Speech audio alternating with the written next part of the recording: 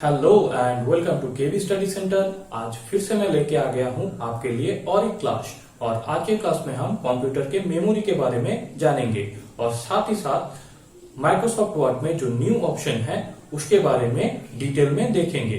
तो आइए आज का क्लास स्टार्ट करते हैं। Welcome back to the class. आज हम कंप्यूटर के मेमोरी के बारे में जानेंगे। कंप्यूटर का जो मेमोरी है वो एक्चुअली क्या है। What is memory? मेमोरी जो है ये एक स्टोरेज डिवाइस है जो कंप्यूटर में इंफॉर्मेशन को सेव करता है या फिर इंफॉर्मेशन को रखता है। तो ये है कंप्यूटर का मेमोरी। कंप्यूटर में दो तरह के मेमोरी होते हैं, एक है प्राइमरी मेमोरी और दूसरा है सेकेंडरी मेमोरी। प्राइमरी मेमोरी क्या है? प्राइमरी मेमोरी वो है जो डायरेक्टली मदरबोर्ड के साथ कनेक्ट होता है और रैंडमली कंप्यूटर में इंफॉर्मेशन को सेव करता है। ये हर वक्त डायरेक्टली प्रोसेसर के लिए अवेलेबल रहता है और जब तक कंप्यूटर ऑन है तब तक ये काम करता रहता है। लेकिन अगर कंप्यूटर में पावर सप्लाई का कोई भी प्रॉब्लम हुआ और कंप्यूटर अगर बंद हो गया तो इसके पास सेव किए हुए डाटा डिलीट हो जाते हैं और वो डाटा हमें वापस नहीं मिल सकते। तो ये है प्राइमरी मेमोरी। अब है सेकेंडरी मेमोरी। सेकेंडरी मेमोरी जो है वो हमारा जो कंप्यूटर है उसका जो मेन स्टोरेज डिवाइस है उसी को हम सेकेंडरी मेमोरी कहते हैं।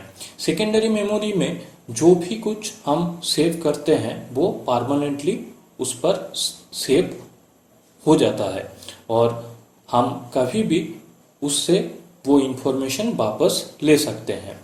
ये जो मेमोरी है ये डायरेक्टली मदरबोर्ड के साथ कनेक्ट नहीं रहता है, ये भाया केबल या कनेक्टर के सहारे ही मदरबोर्ड के साथ कनेक्ट होता है। हमारा जो मेमोरी है वो मैंने जैसे पहले ही कहा वो दो टाइप के हैं। तो यहाँ पर हम देखेंगे कि प्राइमरी मेमोरी कौन से हैं जो कंप्यूटर में यूज होते हैं। अब प्राइमरी मेमोरी में कंप्यूटर में जो यूज होता है वो है रैम और रोम। रैम यानी रैंडम एक्सेस मेमोरी और रोम यानी रीड ओनली मेमोरी। इनके बारे में डिटेल क्लास मैं नेक्स्ट क्लास में आपको दूंगा, तो इनके बारे में भी डिटेल आप जानेंगे। इसके बाद हम आते हैं सेकेंडरी मेमोरी के तरफ। सेकेंडरी मेमोरी जो है वो hard disk, pen drive, CD oblique DVD यानी सीडी भी हो सकता है, डीवीडी भी हो सकता है और मेमोरी कार्ड, ये सारे जो है ये कंप्यूटर के सेकेंडरी डिवाइस में आते हैं, सेकेंडरी मेमोरी में आते हैं। हार्ड डिस्क जो है कंप्यूटर का मेन सेकेंडरी स्टोरेज डिवाइस है। इसके अलावा भी हम पेन ड्राइव, सीडी या डीवीडी और मेमोरी कार्ड को भी सेकेंडरी डिवाइस के हिसाब से यूज कर सकते हैं। तो आज के लिए थ्योरी क्लास इतना ही। अब हम चलेंगे प्रैक्टिकल क्लास में। Thank you. Welcome to computer practical class.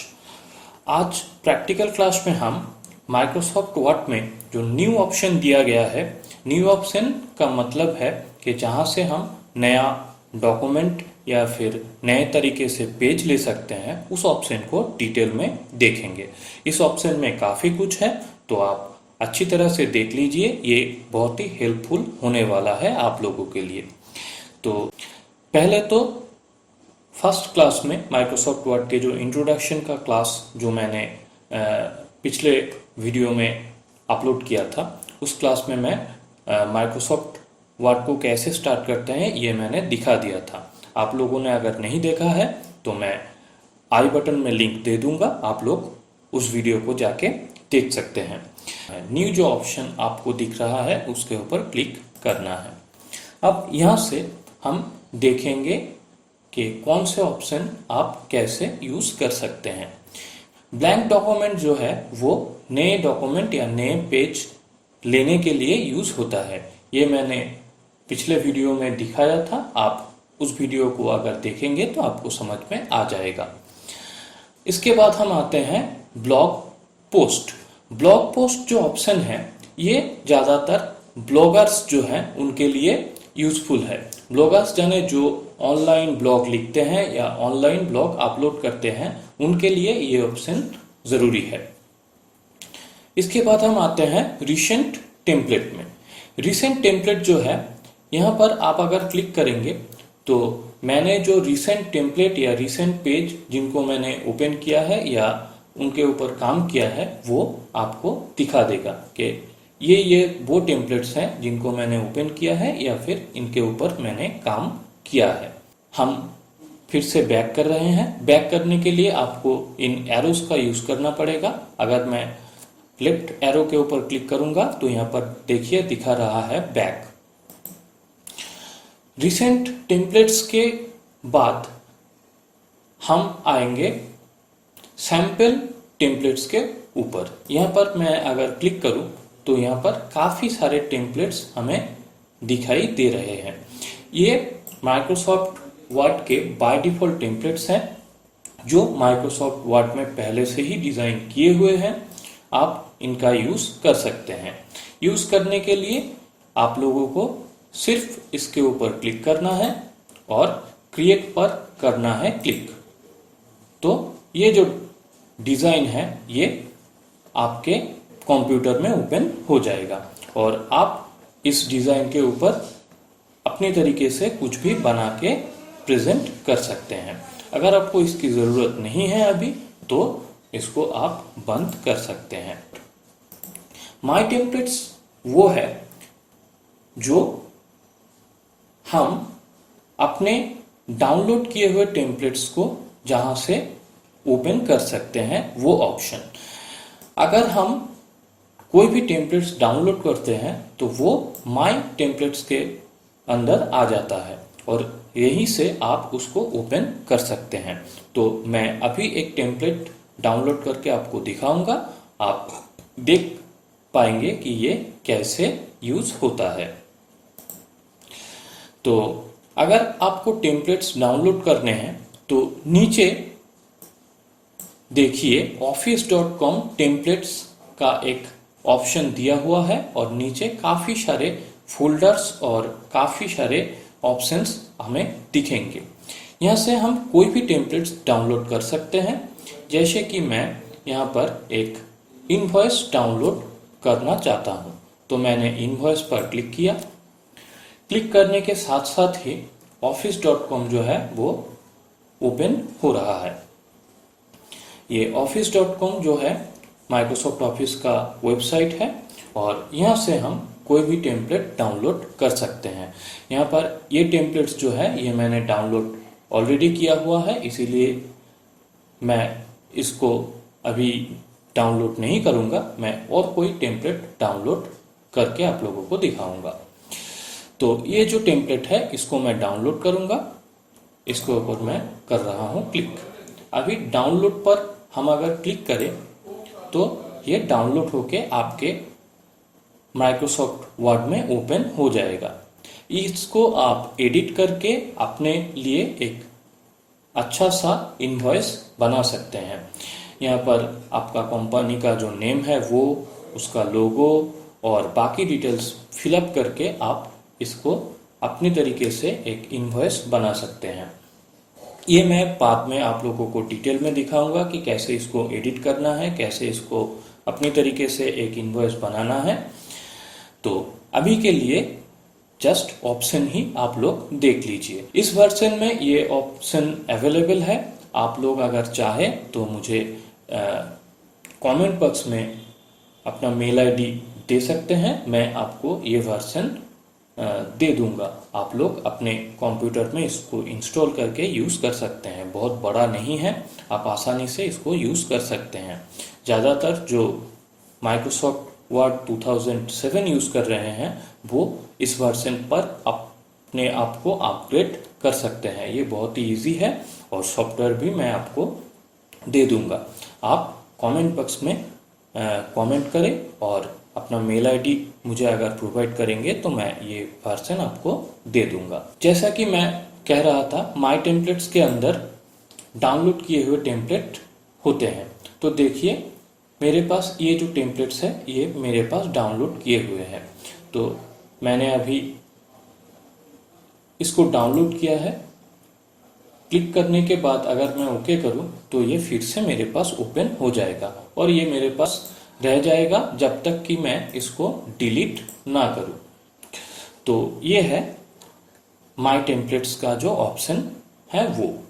इसके बाद हम आएंगे न्यू फ्रॉम एग्जिस्टिंग इस ऑप्शन के ऊपर। ये एक बहुत ही इंटरेस्टिंग सा ऑप्शन माइक्रोसॉफ्ट वर्ड ने हमें दिया हुआ है।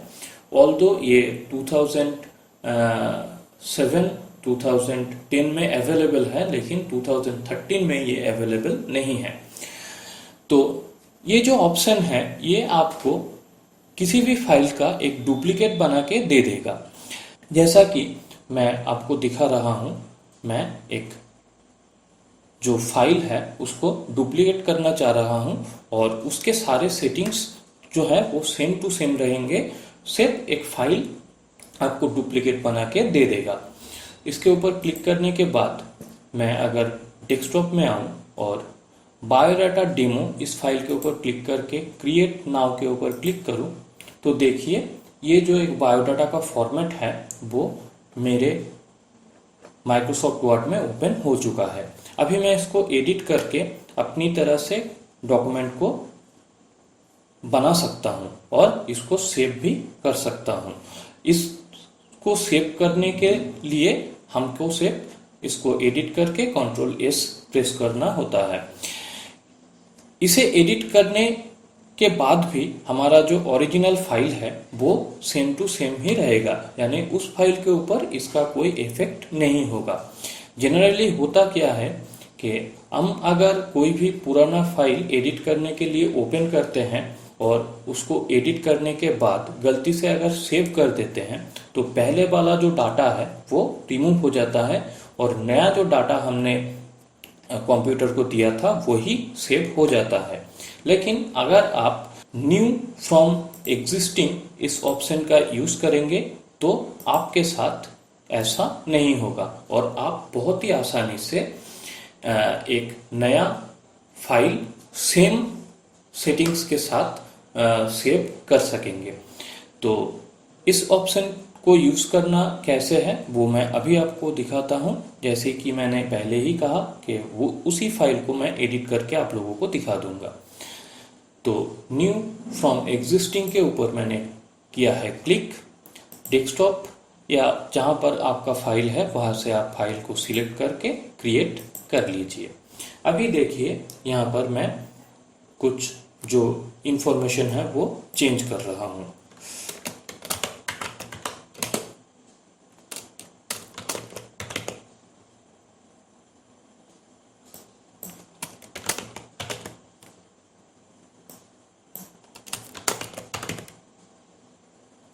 बाकी के ऑप्शन मैं अभी चेंज नहीं कर रहा हूं। तो देखिए मैंने नाम और जो फादर नेम है वो चेंज किया है। अभी मैं इसको करूंगा सेव। तो आप Ctrl+S यानी Ctrl+S प्रेस कर सकते हैं या फिर फाइल से सेव ऑप्शन के ऊपर भी क्लिक कर सकते हैं। यहाँ पर मैं कोई भी नाम दूंगा। डेमो बायो से मैं एक नाम दे देता हूं। अभी मैंने इसको सेव कर लिया है, सेव के ऊपर क्लिक करके। तो देखिए ये सेव हो चुका है और इसको अगर मैं बंद करूं तो डेस्कटॉप पर मेरा जो फाइल है उसको मैं ओपन करके अगर दिखाऊं तो ये बिल्कुल पिछले जो सेटिंग्स है और पिछले जो इंफॉर्मेशन है उसके साथ सेम टू सेम है, यानी इस पर कोई इफेक्ट नहीं हुआ है। तो ये है न्यू फ्रॉम एग्जिस्टिंग जो ऑप्शन है उसका यूज। ये बहुत ही इंपॉर्टेंट एक ऑप्शन है जो आप यूज कर सकते हैं।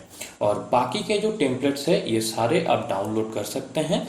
अगर आपके पास डाउनलोड का जो ऑप्शन है वो अवेलेबल हुआ।